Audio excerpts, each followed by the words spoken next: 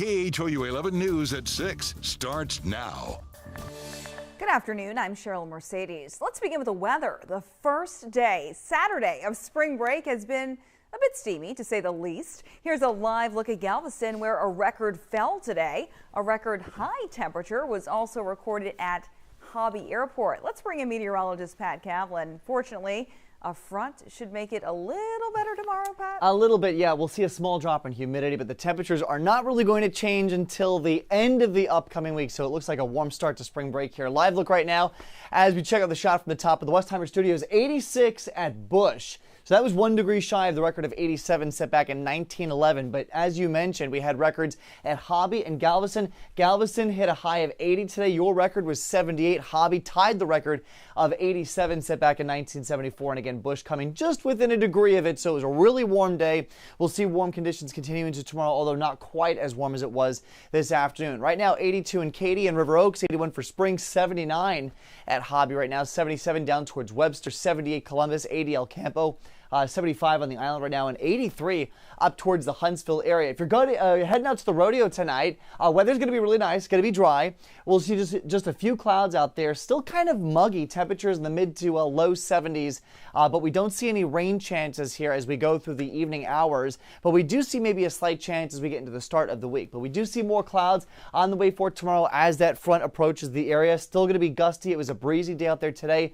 We will see that continue for tomorrow, 15 to 25 mile per hour wind gusts, but we do have a mainly dry week coming up here, even though we do see more clouds. Current sustained winds out there between 10 and 20 miles per hour. That's sustained. When you add in the gusts, we had numbers upwards of 30 and 35 miles per hour. They are starting to come back a little bit, but still seeing 20, 25, 28 mile per hour gusts out there at a few of our spots. We're mainly dry. We had a lot of sunshine today. It was a gorgeous day. A couple clouds out there right now. On the wider shot, really not much going on. But through the overnight, we have a very weak front that's going to come through the area. That's not going to drop temperatures much, but it will add some cloud coverage. We are breezy through the overnight, so that'll keep fog out of the equation for a lot of us. Still warm and muggy, and then as we get into tomorrow, that front kind of stalls just offshore, so that's going to keep the clouds around. I think we're on the less humid side of things for the most part, with the exception of our coastal spots. And then as we get you into Monday, again, clouds, maybe a stray shower at the coast. Otherwise, though, should be a pretty dry day.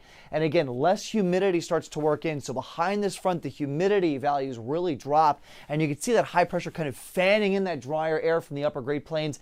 That'll be with us here as we get into the start of the upcoming week. So Sunday morning, we start off in the 70s, or at least around 70 degrees with a lot of cloud coverage. Maybe a quick sprinkle in the morning. We're dry then, a lot of clouds around, temperatures in the upper 70s to around 80 degrees. As we get into the evening hours, if you're headed back to the rodeo, again, dry weather. It's going to look like rain with the clouds, but it should be dry. And then check out Monday morning. 50 degree temperatures, so a lot cooler for Monday morning. Maybe a quick passing shower for the coast. I think most of us, though, are dry with a mix of sun and clouds. Temperatures, though, much cooler, topping out in the upper 60s and low 70s. And we'll be even cooler again for Tuesday, mid 60s for the highs, mid 70s then Wednesday, Thursday, and then we really see a dip here as we get into Friday and Saturday. So not quite as warm for spring break as we've been.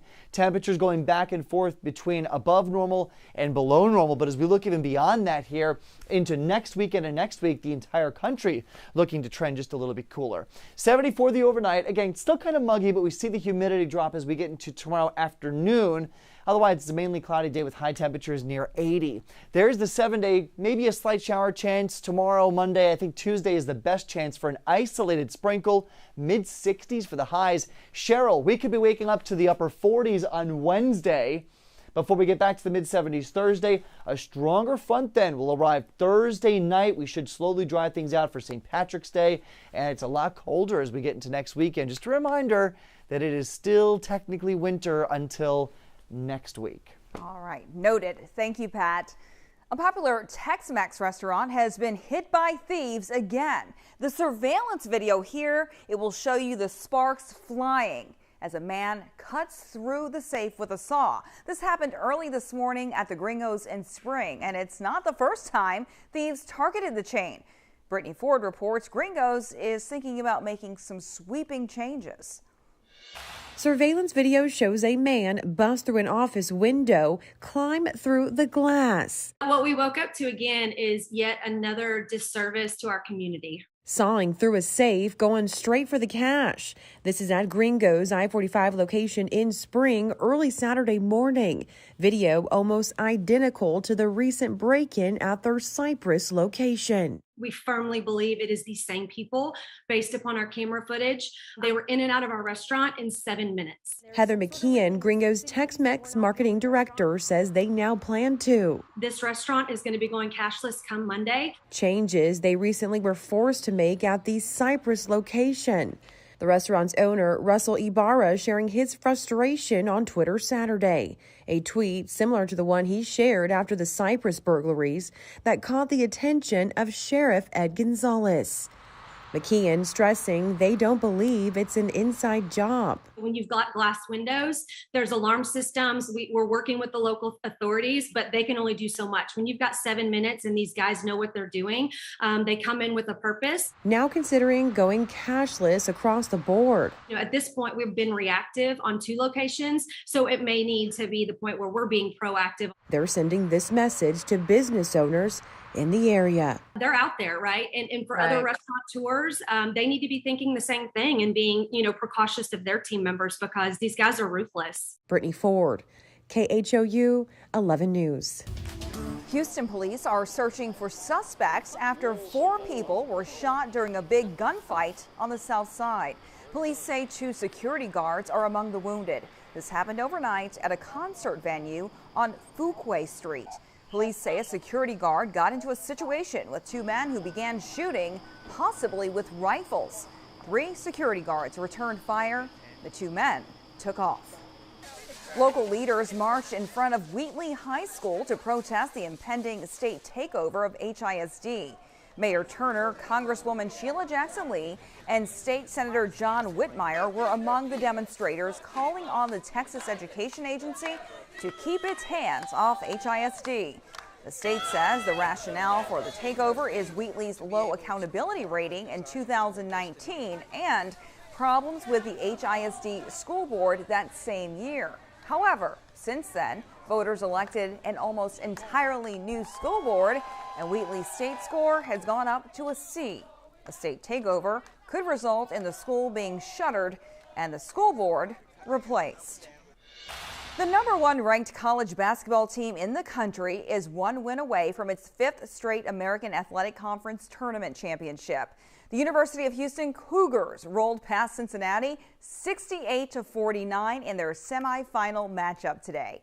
Daniel Gotera reports from Fort Worth.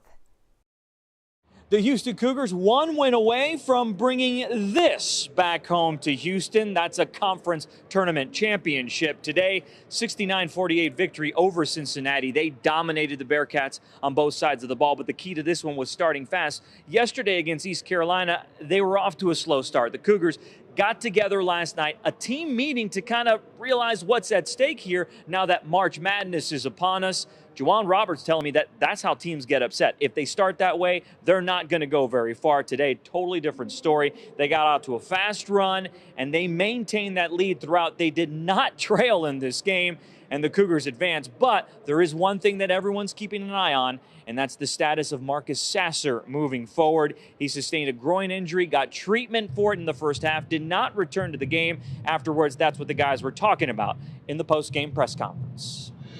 Marcus goes down, that means he's hurt. We always say pain is an opinion. Some kids have a high opinion, some kids have a low opinion, but Marcus doesn't go down. He never misses practice. The most important thing is Marcus, not winning. That will always be the case with me. His health going forward.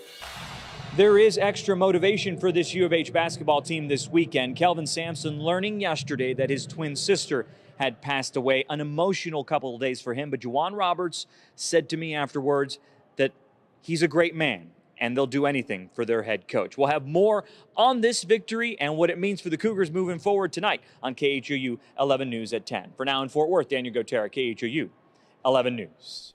Tough news to hear. Thank you, Daniel. Right now, Texas Southern University is fighting for a bid in the NCAA Tournament. They are playing Grambling State in the SWAC championship game. If TSU wins, they are in. We'll keep you posted on the outcome. KHOU 11 is your Houston home for the Final Four. Selection Sunday is tomorrow, and that's when the NCAA Tournament matchups will be revealed. CBS will have live coverage starting at 5 o'clock in the afternoon. And don't forget to take part in the KHOU 11 Bracket Challenge.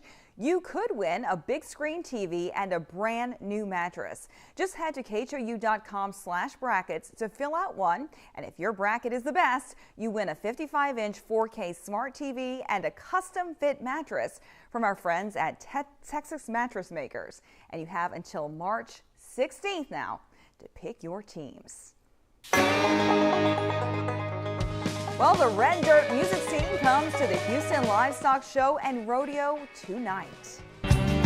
Well, a spade is made for digging dirt and an axe is made for chopping. Turnpike Troubadours takes to the rodeo concert stage in just a couple of hours.